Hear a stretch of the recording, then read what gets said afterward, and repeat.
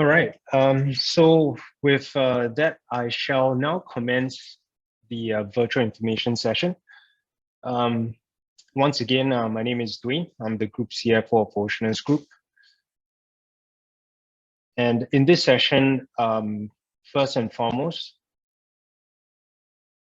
just want to share the background and purpose of this virtual information session, or VIS.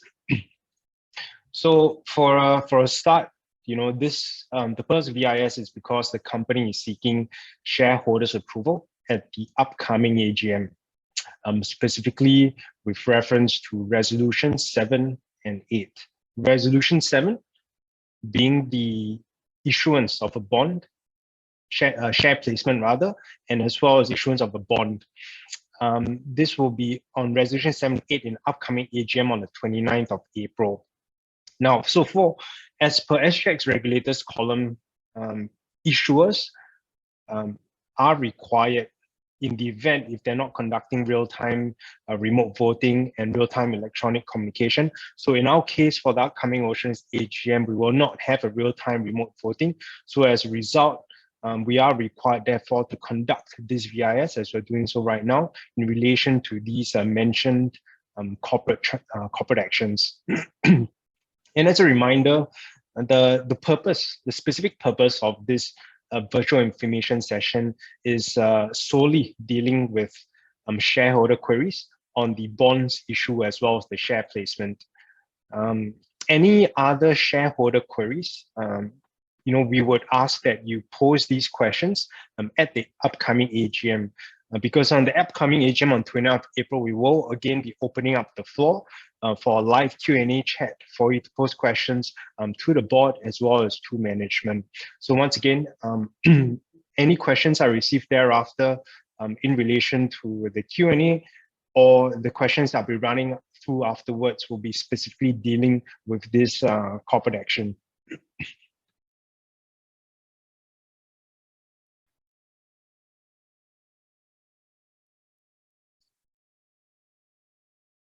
So for the agenda, it's largely broken down into 4 parts. The first of which is the background of the proposed transactions, followed by the rationale, use of proceeds, and just to share some of the key features. Just a reminder, these are all listed out in detail in our circular that we circulated last week following our public announcement. I would advise after this for shareholders to take a detailed read of this circular, which includes a letter to shareholders and sets out all of the key features, the key risk and key considerations in this proposed transaction. And then last but not least, I will then run through some of the questions we have received in advance, as well as I'll open up the floor to any live questions that you may pose in the Q&A segment of this chat.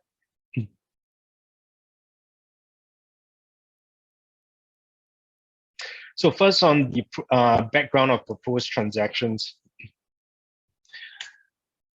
So to take a step back, just to share, in September 2021, the company successfully exited the watch list. And so thereafter, we immediately moved to basically enact certain growth plans. And in the process, look towards fundraising. And during that process, we identified certain strategic long-term investors. And that came about in November 2021, where we entered into bridging loan facilities at 5% per annum, short-term as well, totaling USD 27.5 million. And the 3 parties, details of these 3 parties and their background is, again, I shall not go into detail for the purpose of this virtual information session, but you may read up in terms of the background of these parties, but it comes down to GS International, Pure Opulence, and Alacrity.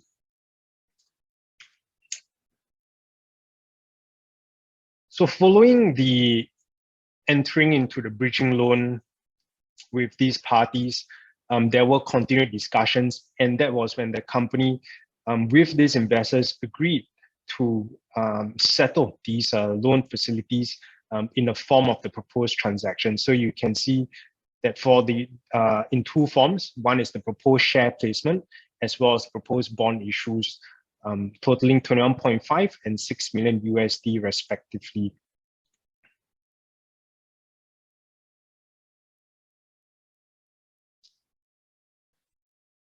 So next on the agenda in terms of the rationale is in use of proceeds. Why are we taking on this loan facilities and these funding options? Once again, following the exit of Watchlist, of which the company has been on for the past 6 years, there is actually very firm plans for us to grow our various segments.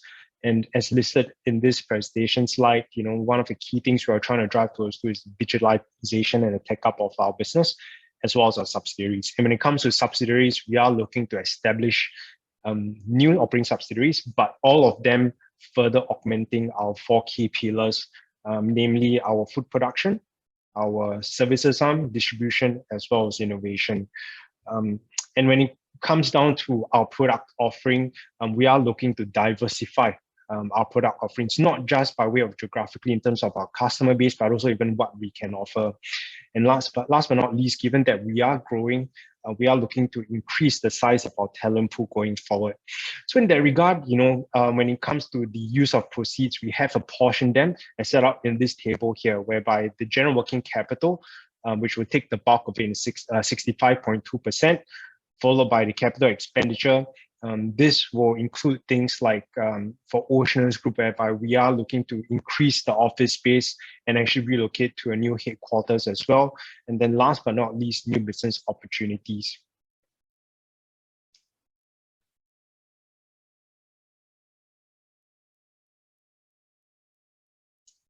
So for the new business opportunities, just a bit more on that, as stated in our circular. What it means is that we intend to actually acquire businesses, as I mentioned earlier, that will augment our capabilities, and also on top of that, build upon and add further capabilities across our 4 key pillars. On top of that, when it comes to new business opportunities, we're looking to build upon our distribution supply chain capabilities. And this is really elevating all of our existing trades upon a newly developed e-commerce and digital exchange platform for all of our FMCG goods.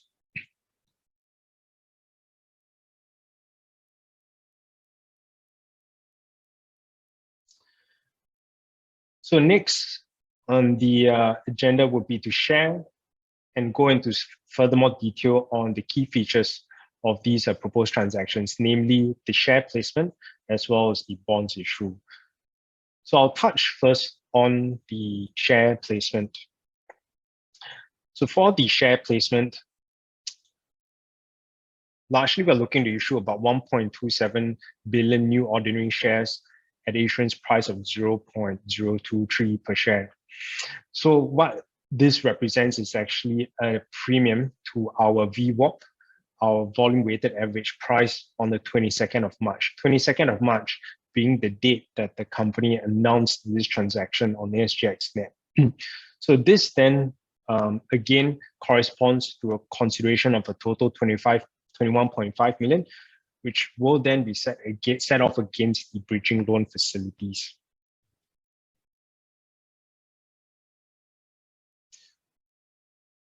So with that, with following the placement of the shares, down here sets out, therefore, the breakdown of shares that will be issued to each of these parties, to GS International, PY Opulence, and Alacrity.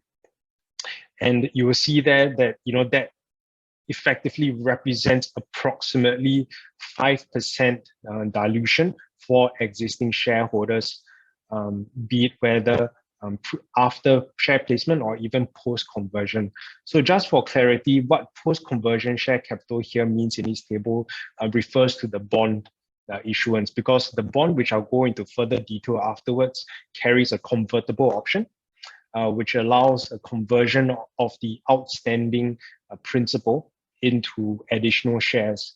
So therefore, you'll see that there's an addition with the additional, these shares will be at slightly lower amount of 4.89%.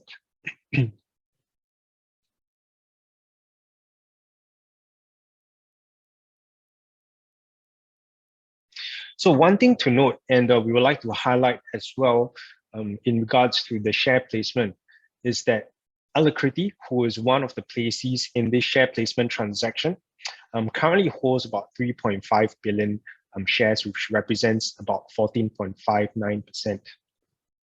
Upon the completion of a share placement, there will be issued additional shares as shown in the previous slide.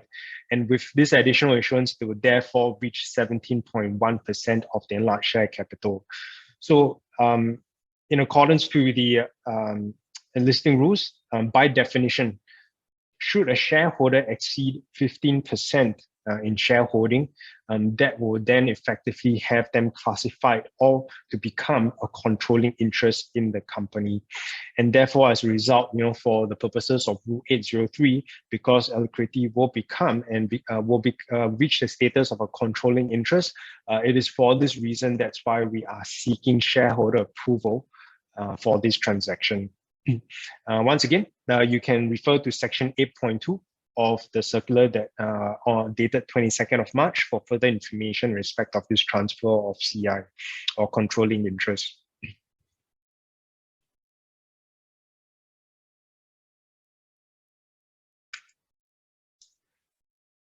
Next, on the bonds issue. So I spoke about the share placement. Now we'll be on the bonds issue.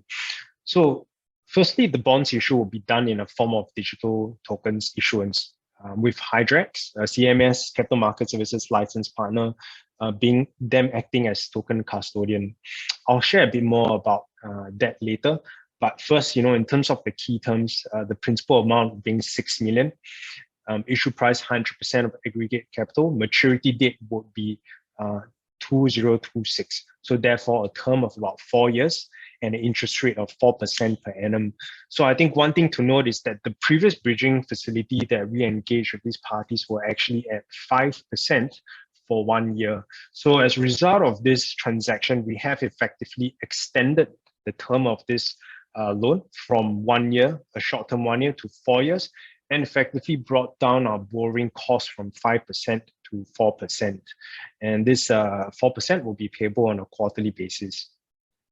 And on top of that, there will be a conversion option.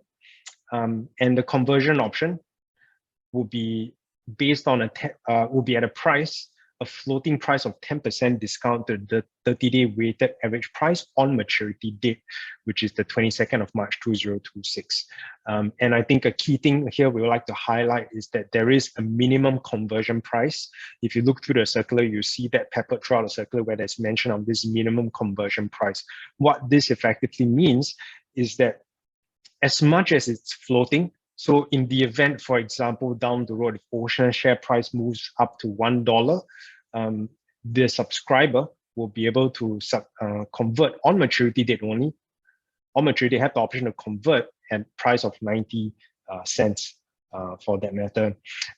However, in the event share price is on the decline and drops below 0.02 per share, this clause in terms of the minimum conversion price will kick in, which means that no matter how low the share price drops, there will only be the subscriber will only be able to convert at a minimum price of 0.02 per share. So it is in fact a price floor for the convertible bond.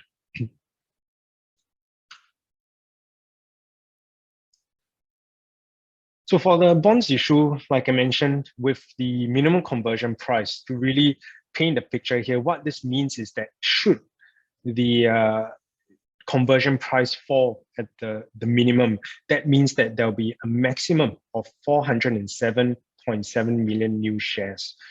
This means approximately 1.68% of the existing share capital. So once again, regardless of how share price moves, it will only be capped at a 1.6% of the existing share cap when it comes to the additional share issuance to the subscriber.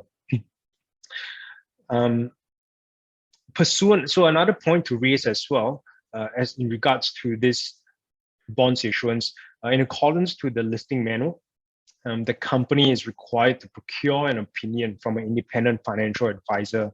And the role of the independent financial advisor, the IFA, is to ascertain whether or not the terms, as I've mentioned earlier, of this proposed bond is number one, commercial, and number two, not prejudicial to the minority interests of the company shareholders. So accordingly, we have appointed CEL Impetus Corporate Finance as the IFA. The IFA letter is attached as an appendix to the circular. So if you want to have a read, which I highly recommend you do take a read, it is towards the end of the circular attached as appendix A, if I'm not wrong, right at the back. So again, a copy of the letter has been attached. It has, prior to the announcement, the letter has been presented to the audit committee of Oceanus Group and accepted, and has been read carefully as well by the board and considered. But the key thing to raise here is that following the review and the work of CEL Impetus Corporate Finance, they have indeed, in their view, viewed this proposed bond issue to be based on normal commercial terms and non-prejudicial to the minority interests of Oceanus Group.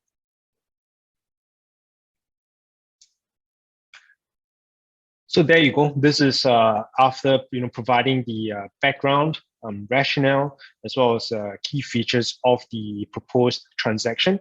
So now I'll move into the Q&A.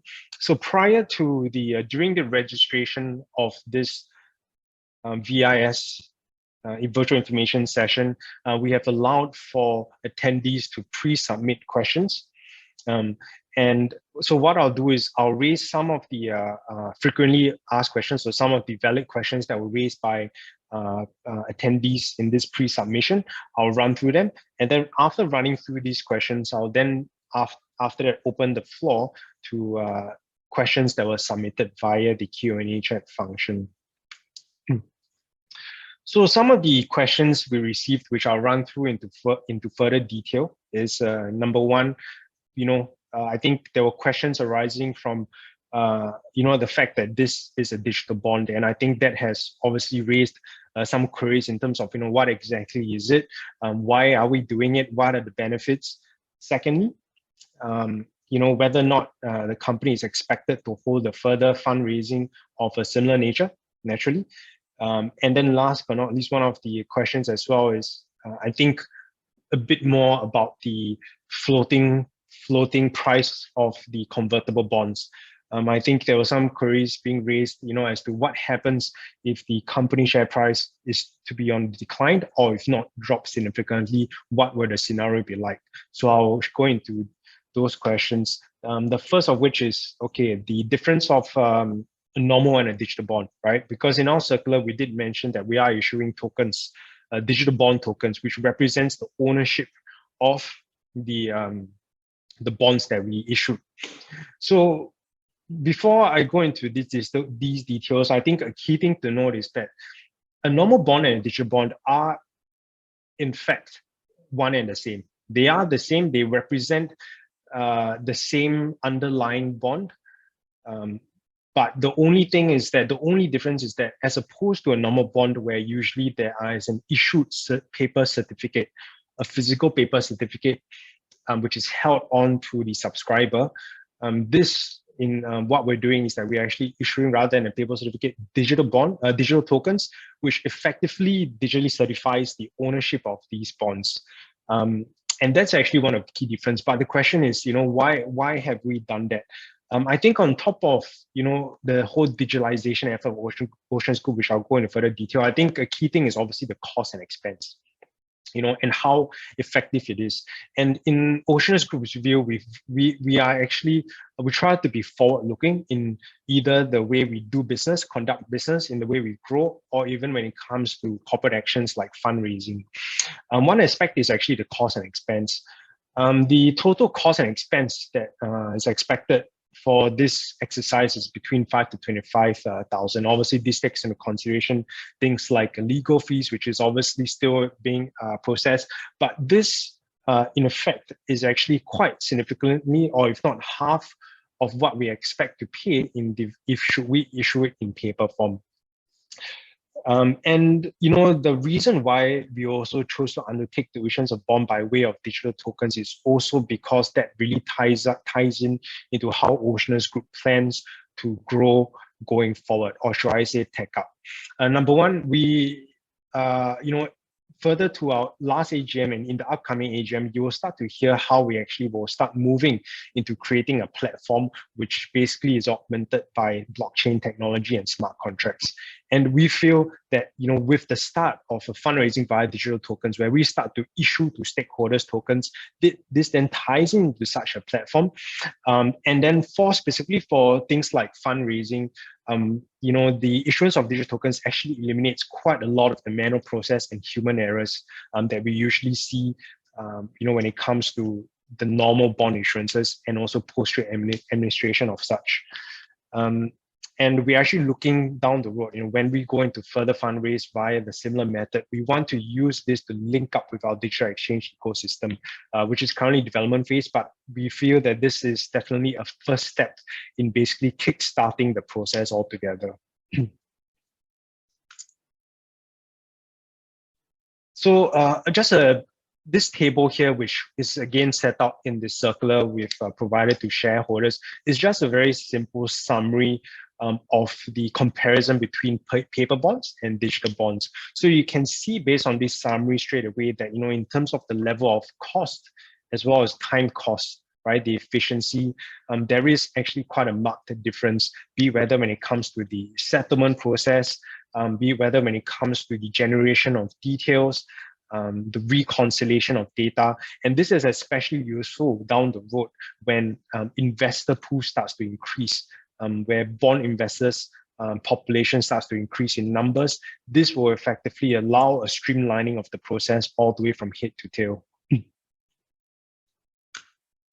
So on the next question, is the company expected to hold a further fundraising of a similar nature? This is again a question that we received quite often.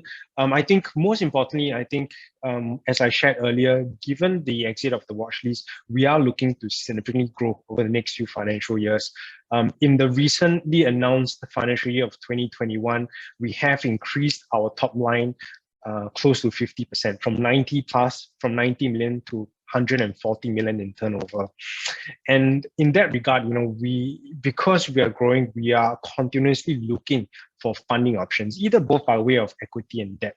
But I would like to remind shareholders that a key focus really, end of the day, is that whilst growth is an important topic, it's something that we are trying to chase.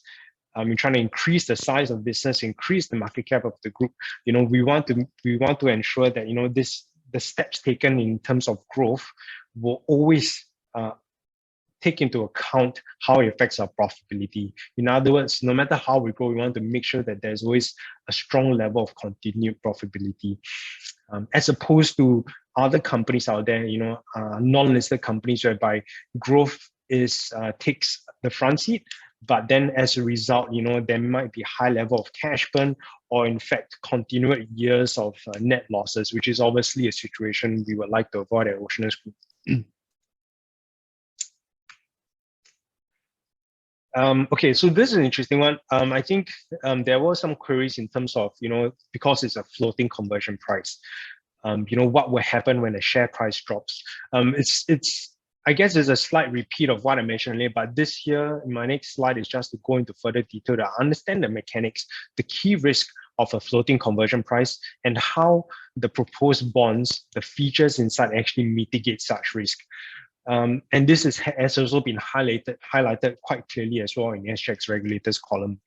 So one of the things is the floating share price. What it effectively means is that should the share price of the company drop or declined, it means that at the point in time where the share price is reduced and a subscriber converts to shares, there will be more shares issued to the shareholders, which then means that there will be an increased level of dilution to existing shareholders.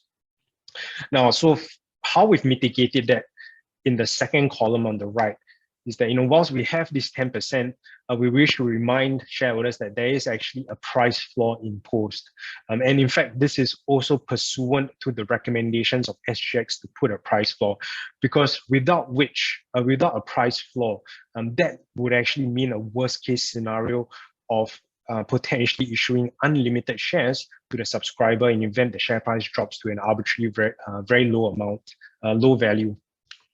So with this price flow of 0.02, which is actually quite close to the market price, current market price, it means that it only translates to a maximum number of shares or a 1.68% dilution of the existing shareholders.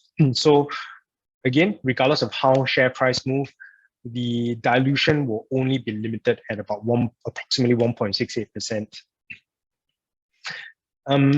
A second thing also, the curious is, where share prices are in a prolonged decline, it means that, for example, the share price is gradually reducing.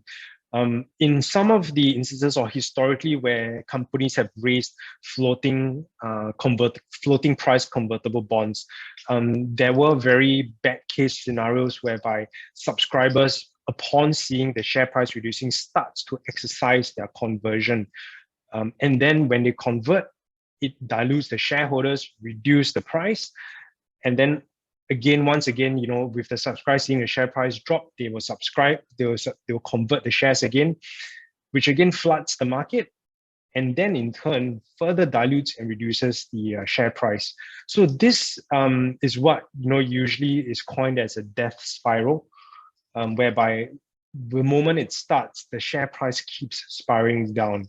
So again, I think one of the key things we like to raise is that we have put in measures to mitigate that and to prevent that entirely. And what that means is that if you look through our circular, you'll see that our proposed bond only has one, the subscriber is only allowed to exercise the right of conversion once during maturity date.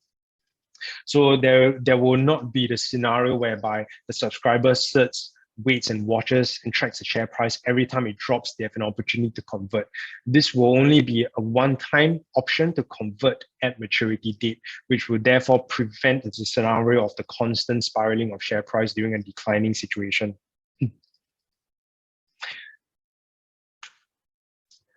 So there you go. So that concludes the Q&A. Now I'd like to just move into the live chat Q&A. I'll just check the Q&A section.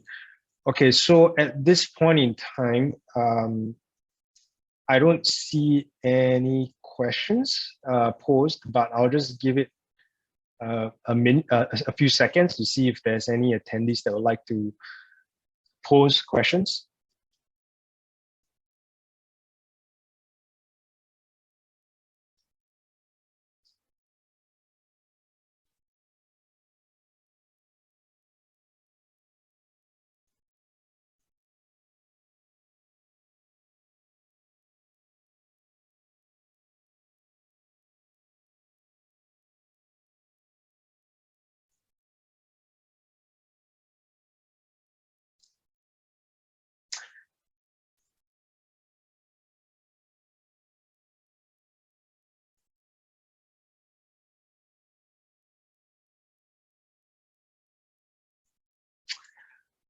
Okay, so I guess that'll be it, but fret not. We will allow shareholders or attendees to submit their questions, or shareholders to submit questions via email at vis@oceanus.com.sg. If you have any queries pertaining to the proposed transactions, feel free to send them via email to this email address. Separately, I understand there are other questions that's been raised by attendees, which actually falls outside of this scope, but we will be happy for you to submit them via the AGM link. So if you look at the circular, our AGM link actually allows, there is an upon registration, should I say, of the AGM on the 29th, there is a box there which allows pre-submitted questions. Do note that pre-submitted questions will take priority in terms of the response, but at the end of the AGM proceedings, there will also be a live Q&A function for you to ask questions, be it to myself or to the CEO as well. So once again, that will conclude the end of the virtual information session. Thank you for your time and stay safe. Thank you.